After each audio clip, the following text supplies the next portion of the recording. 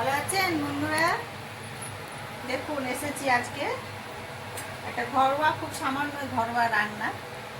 এই দেখুন ছানা, এই যে ছানা আছে এখানে, ছানাটা আছে। আর তার সঙ্গে এখানে আমি এই যে লঙ্কা কুচি, আদা কুচি, রসুন কুচি, পেঁয়াজ কুচি, টমেটো কুচি আর ধনে পাতা এগুলো রেখেছি। এবার দেখুন ছানাটার সঙ্গে এগুলোকে বানাবো ছানার ভুজিয়া। এটা খেতে খুব ভালো লাগে। এই যে তেলের মধ্যে দেখুন তেলটা কড়াইয়ে গরম হয়ে গেছে, রসুন আর আদা একসঙ্গে দিয়ে দিলাম।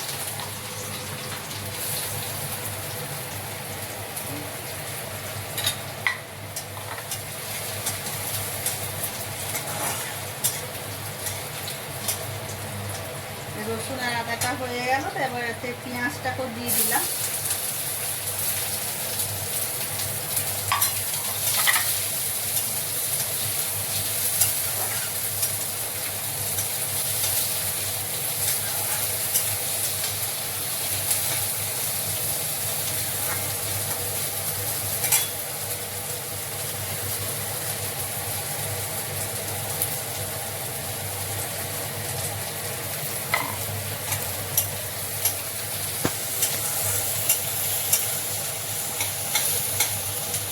হয়ে গেছে ভাজা ভাজা লাল লাল বাদাম ব্রাউন কালার। এতে লঙ্কা কুচি দিলাম, টমেটো কুচি দিলাম, দিয়ে এবার নুন হলুদ একটু দেবো।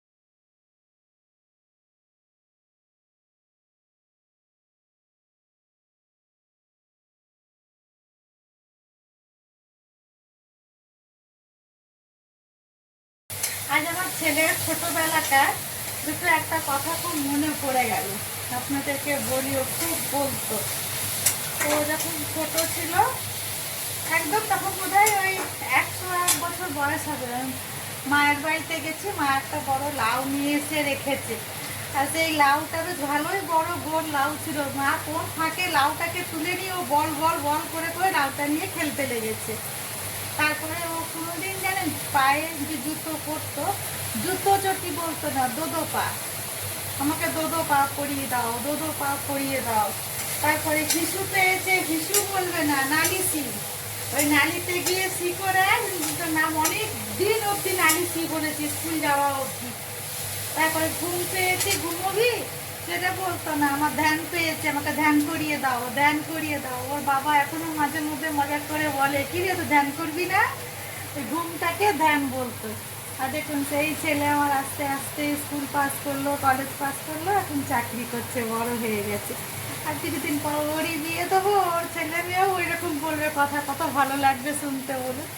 সেই দিনটার জন্য আমি অপেক্ষা করছি, কবে সেই দিনটা আবার আসবে। আজকে বড় মনে পড়লো সেই কথাগুলো, জন্য আপনাদের সঙ্গে শেয়ার করলাম। এই দেখুন এটা ভাজা ভাজা হয়ে এসছে,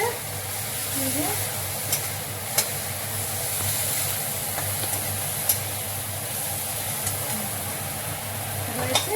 এরপরে এটাতে যে ছানাটা কাটিয়ে আছে, ছানাটা দিয়ে দিলাম। এইটা মনে পড়লো এই কারণে, এগুলো আমার ছেলেরা এটা খেতে খুব ভালোবাসতো, লুচি পরোটা দিয়ে। ওই জন্য এটা বানাতে গিয়ে খুব ছোটোবেলাকার কথাগুলো মনে পড়ে গেল।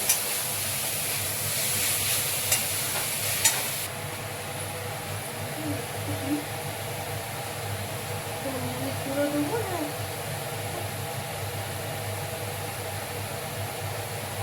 এবার এর ওপর থেকে একটু ধনে পাতাটা ছড়িয়ে দিলাম।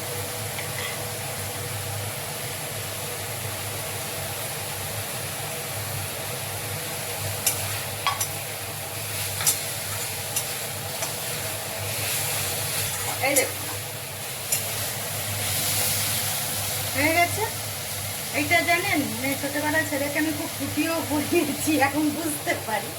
এইটাকে কখনো পুর ভরে পরোটা করে দিয়েছি, তাই খুশি মনে খেয়েছে। আবার কখনো এরকম করে রুটি টুটিও খেয়েছে। আর ওর একটা গল্প ছিল, সেই গল্পটা আজও অবধি শেষ হয়নি। গল্পটা আমাকে বলতে হতো, বলে বলে খাওয়াতে হতো। এটা হয়ে গেছে, আর এটাকে থালায় রেখে তুলে দিচ্ছি।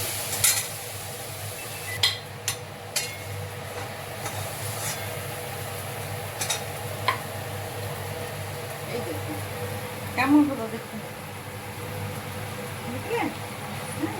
আর আজকে এর সঙ্গে আমরা আমার সেই ছেলের ছোটবেলাকার মতো পরোটা আর এই দেখুন, এই যে একটু দই, এটা হচ্ছে ধনে পাতার চাটনি, আর এটা মিষ্টি তেঁতুলের চাটনি।